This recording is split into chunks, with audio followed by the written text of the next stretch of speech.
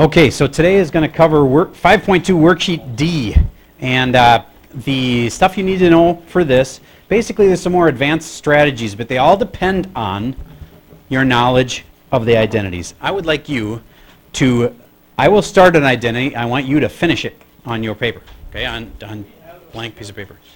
Do you have what? You don't have, oh, D is the new one you're about to get. Okay, it's right here. I think you're on, I'm talking about 5.2 worksheet D. If you want an older worksheet, you'll talk to me about that later. All right, right now, sine squared theta plus, finish it. You should know the rest of that identity. Write it on your paper. Don't just sit there. We're going to make yourself a little mini list. All right, did you say cosine squared theta equals 1? Good. Let me ask you this.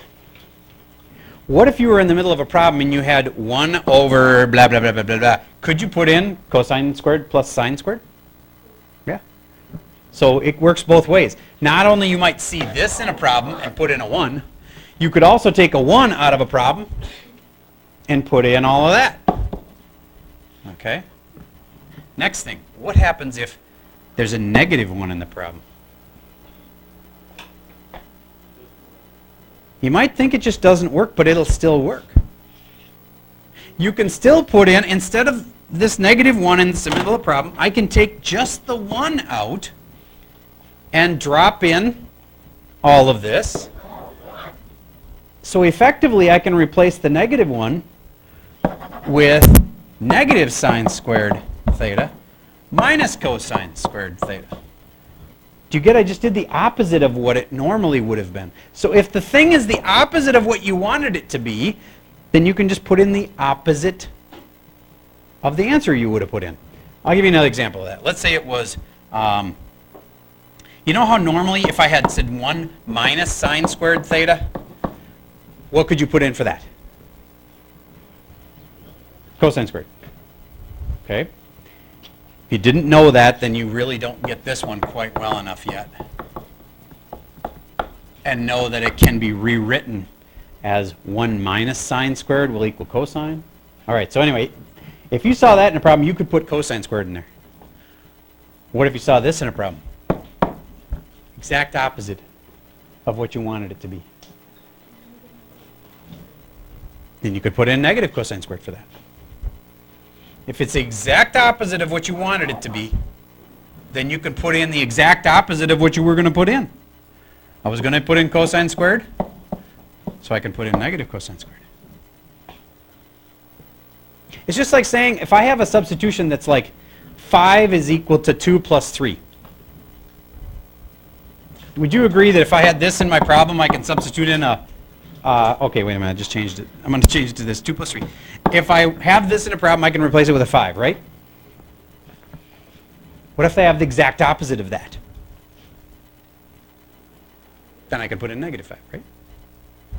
So if I had this, I could put in negative 5 for it. If I had this in a problem, it'd be a no-brainer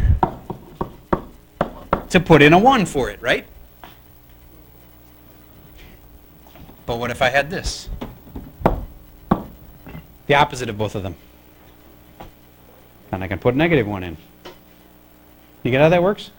So if you're ever stuck with, man, if this thing was exactly the opposite, then I could have a perfect substitution. Then you have a perfect substitution. Just put it in and do the opposite of what you were going to put in. All right. So here's some more. The 1 with the coat. Don't say it. Write it on your paper. It's the next most important one that we use all the time.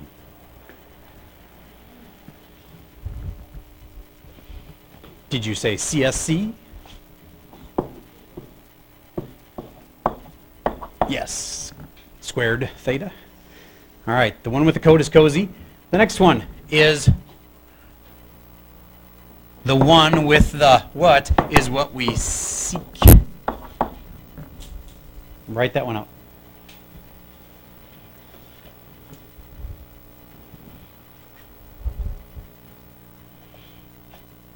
Did you say tangent squared? I hope you did. All right. Then do you get that if you were in the middle of a problem and you saw 1 plus tangent squared, the point of this whole thing is that you could swap out what? So if it was 1 over tangent squared over secant squared, do you get how the top there, what could you put in right there? Secant. And I could put in secant right there. And then it would cancel and I'd equal 1. So that'd be smart. But what if the problem isn't that? What if the problem instead has negative 1 minus tangent? Then I could put in negative secant squared. And I'd have negative secant squared over secant squared. And those would still cancel, but the answer is now what? Negative 1. Okay? All right. Next kind. There's a set of properties that just are that you can flip things. Like sine could be, instead you swap it out and you could put in what? 1 over cosecant. Anytime you see a cosine, you could put in what? 1 over secant. Anytime you see a tangent, you could put in what? Sine over cosine. And how about cotangent? 1 over tangent is correct, or cosine over sine. All right, these are all ones that should come to you pretty quickly. If you're finding yourself weak on that, please go use the cards that I put up on Schoology, made for you on Quizlet. And they're there under flashcards. There's a little folder called flashcards. All right, next thing. Write that down, 1 over 1 plus a. First thing I want to practice with you is common denominators. If I had to add that to a, do you get that they do not have a common denominator right now? Do you get that there's an over 1 like this? So what would be a good denominator for them? 1 plus a. So how am I going to get that to happen? I multiply this one here by something. Go ahead and do it and figure out your final answer when you actually add it all together. Wake up so I don't have to throw markers at you. Thank you. It's too much effort. Even if I have a volunteer to throw the markers.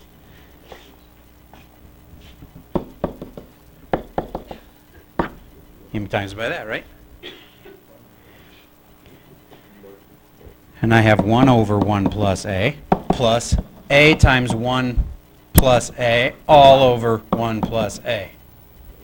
And now they can actually add together, except I should probably multiply that out. A times 1 is a, plus a times a is a squared.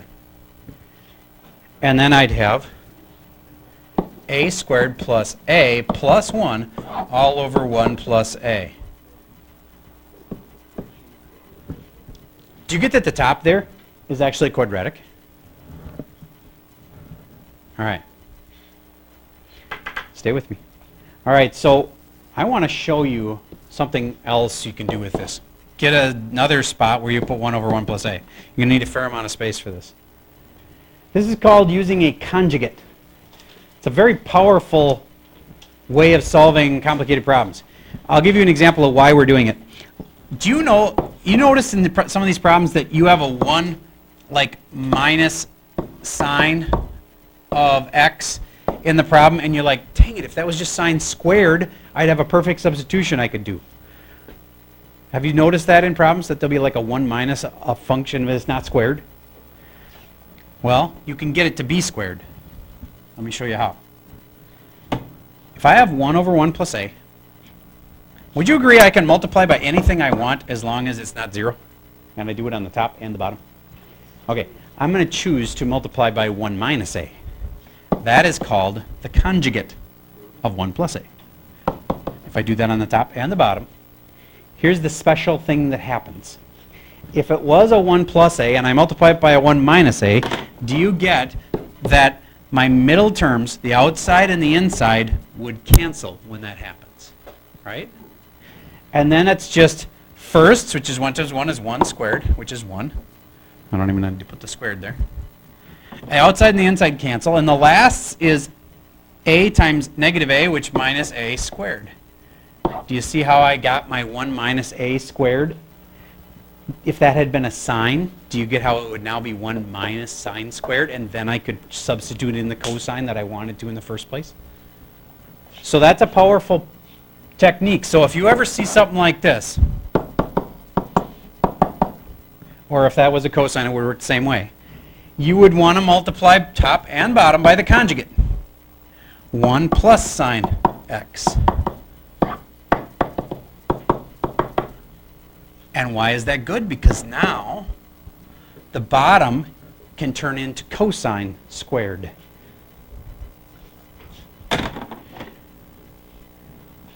Okay, so I'd like you to actually multiply this thing out and see what you get. Try it. You don't have to write it all down, just multiply it and write down what you get.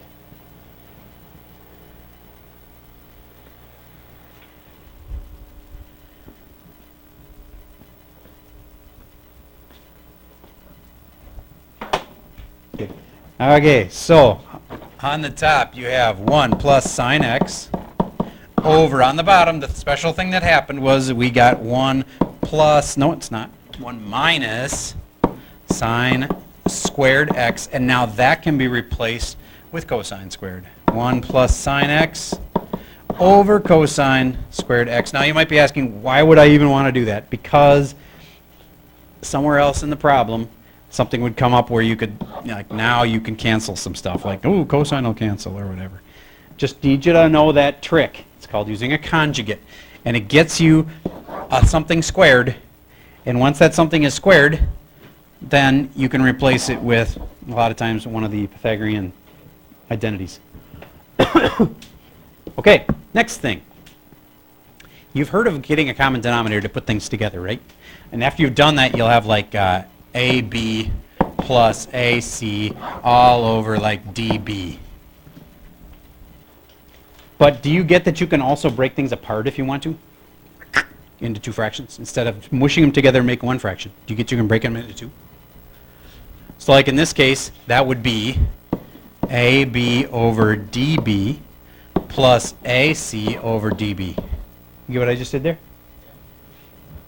And why is that good? Because sometimes things will cancel. Do you see anything that cancels here now? The B and the B can cancel. And then maybe, what if A was really sine and D was really like cosine? Do you know of anything that's sine over cosine? Tangent? You see how that can be one of those little strategies that can break things down? So if there's one big fraction, think about splitting it into two. Making it into two separate fractions. And maybe then you can get what you want. Okay, there's just a lot of strategies for doing the solving problems. Those are the hardest ones. Also for simplifying. All right. So if there's two fractions, put them together and make one. If there's one big fraction, break it apart into two. That over that, plus that over that. All right. But some kids were then stuck on this kind of a problem. And they were thinking, oh, so I'll break that up into sine theta over cosine theta plus, no, you can't break this into a plus. This, the only thing you could do is break it up into sine squared. No, sine squared could break into sine theta times sine theta all over cosine theta. And does that one break into two fractions? No. But I could take that part of it and make what? Tangent. So it could be tangent times sine. That'd be okay. When it's one fraction like this, don't try to break it into two unless there's a plus on top.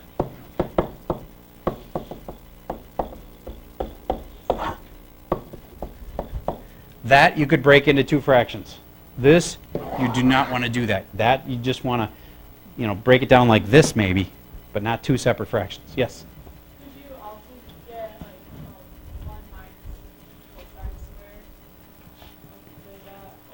Oh, could you replace this with 1 minus cosine? Absolutely. That would help. But it depends on what you want. On the problem that I know is on your homework, this is kind of the way you'd want to go. There's always more than one way you can do these things. Like you said, this is true that you could say 1 minus cosine squared for that, but it wouldn't have helped in this case. Because I needed, in the proving problem, I need a tangent in my answer, and that's how I can get it. All right, so next topic. I've talked about conjugates. That's if I say like 1 plus sign, you're going to multiply it by 1 minus sign. I've talked about getting a common denominator. I've talked about taking something that already has a common denominator and breaking it into two fractions. I've talked about opposite substitutions. Let's make sure you really got that. So do you get how the one with the coat is cozy? So what if it's negative 1 minus cotangent? What would you put then? Negative cozy.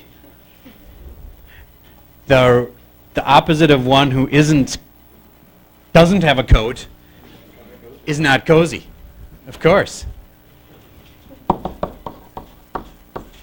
All right. So whenever it's the opposite of what you want it to be, you can still make the substitution. You just put in the opposite of what you would have put in. All right. I think that's like pretty much everything that I needed to get across to you. So I want to do the first problem in today's homework. And one more thing on the identities. There's one identity that we haven't talked about much, but is important. Sine of the opposite of theta is equal to, and there's only two choices. It's either negative of sine of theta, or it's just sine of theta. Do you remember which one it is? Negative sine of theta. Here's a way to think of that might help you. All students take calc. Sine is positive here and here. If sine is like this, it's a sine of a negative angle, right? Like let's say it was sine of negative, let's say that's 30 degrees. Let's say theta is 30. Do you get how sine of negative 30 would be like down here? That's where negative 30 is. Do you get how the answer for this, whatever it would be, is going to be the opposite of whatever the sine of normal 30 would have been? What's the sine of normal 30? 1/2, in case you don't have that memorized. Sine of 30 is 1/2. So what's the sine of negative 30? It's negative 1/2. See how it's the negative? All right. So sine is like that. Sine has a negative in both sides. That's one way to remember it. So what about cosine? I'm not going to give it a number. I'm just going to say theta. Cosine of negative theta. Does cosine have the negative or not? Cosine does not. So cosine is the one that's different because tangent goes back to being like sine. Tangent of the opposite of theta is negative tangent of theta. All right. Now we haven't done many problems like this, but do you get that if you had this in a problem, that you could replace it with this if you wanted to? That's what those are for. All right. So if you had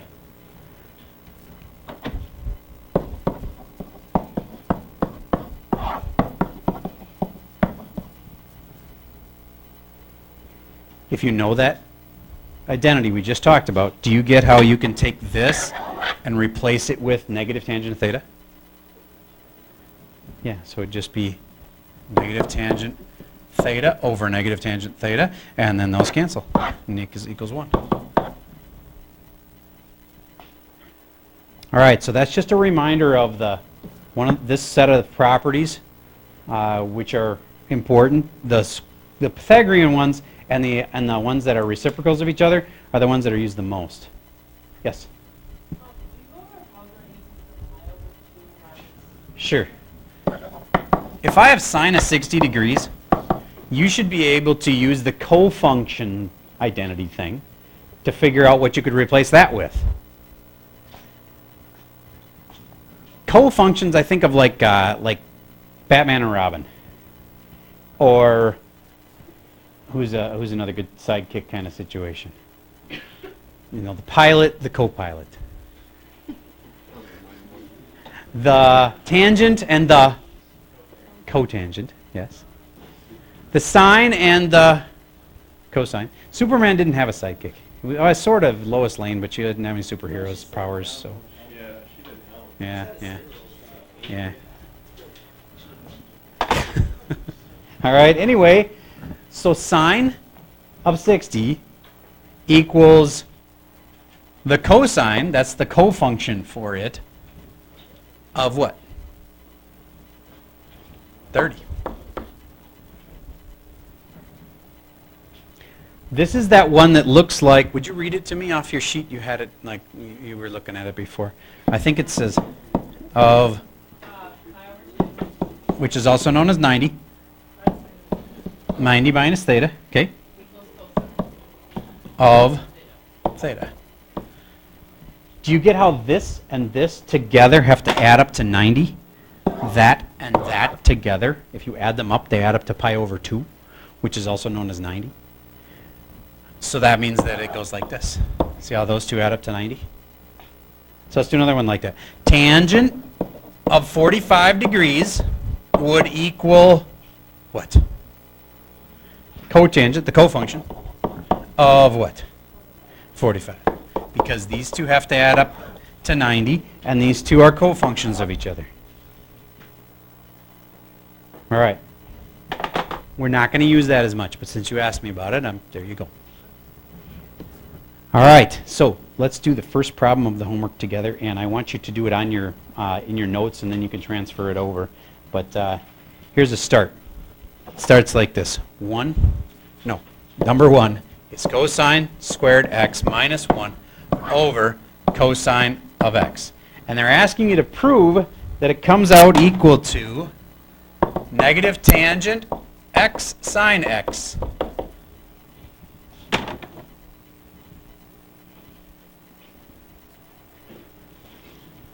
Do you get how if this top had been 1 minus cosine, that I would just be able to put sine in there?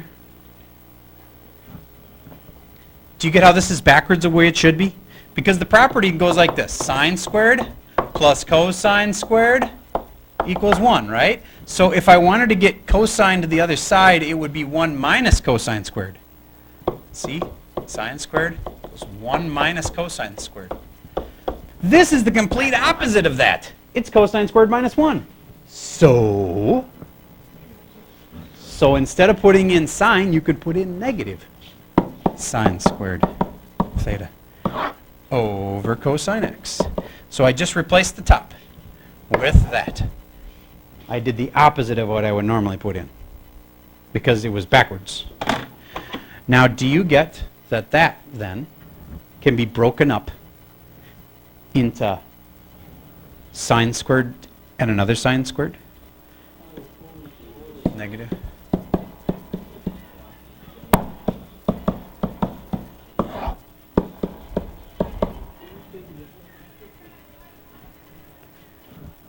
And from there, what we were trying to get again, we're trying to get a tangent in our answer. Do you see that there's a tangent sitting there waiting to be plucked off the tree of math? All right, good. Moving on.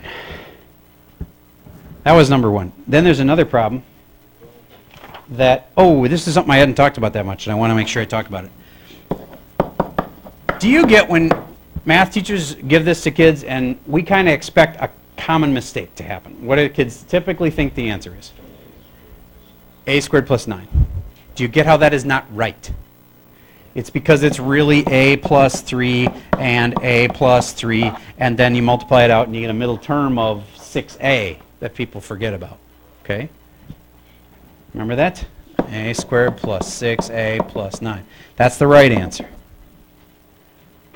Do you get that that very thing happens then when we give kids this?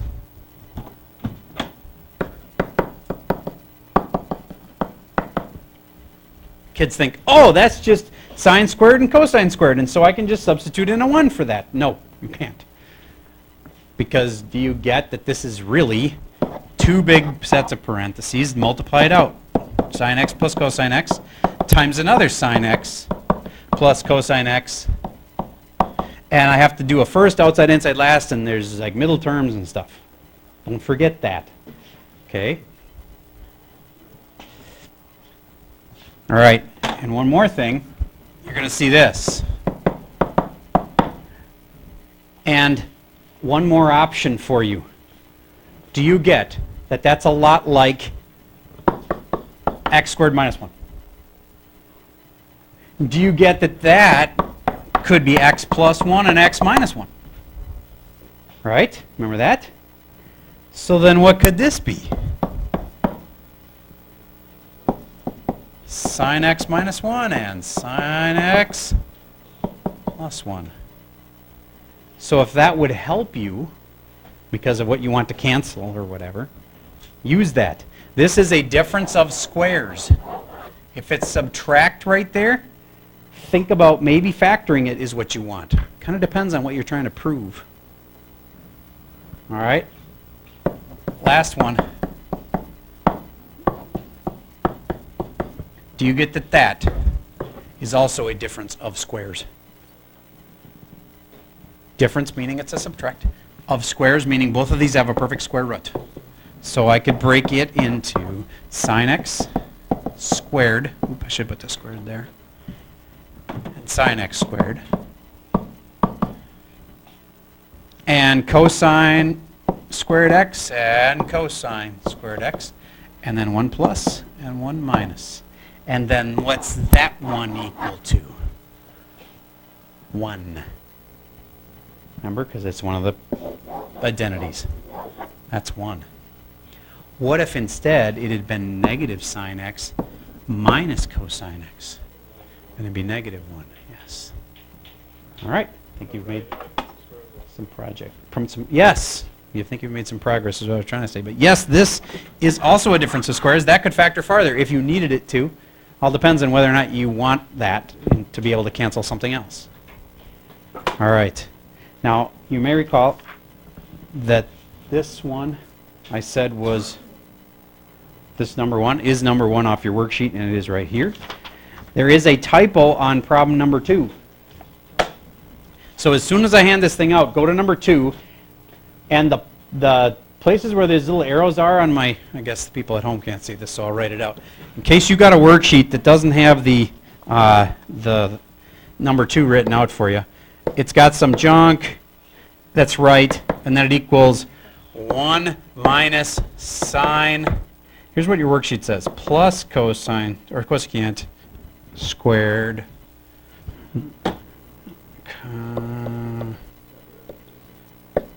That little goofy looking b thing is just a beta. Minus sine beta cosecant beta.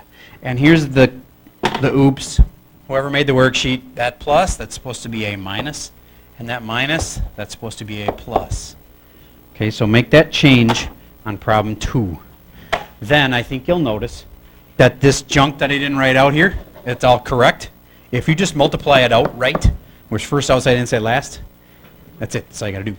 Just making sure you can handle multiplying great big parentheses together. Okay, so fix problem number 2 when I hand it out to you right now. All right, and number 1's already in your notes, so you can transfer it over onto the worksheet. You may use the restroom first. No. You're terrible. 3, 4, 5. 1, 2, 3, 4, 5. 1, 2, 3, 4, 6. 1, 2, 3. Am I still recording? Oops.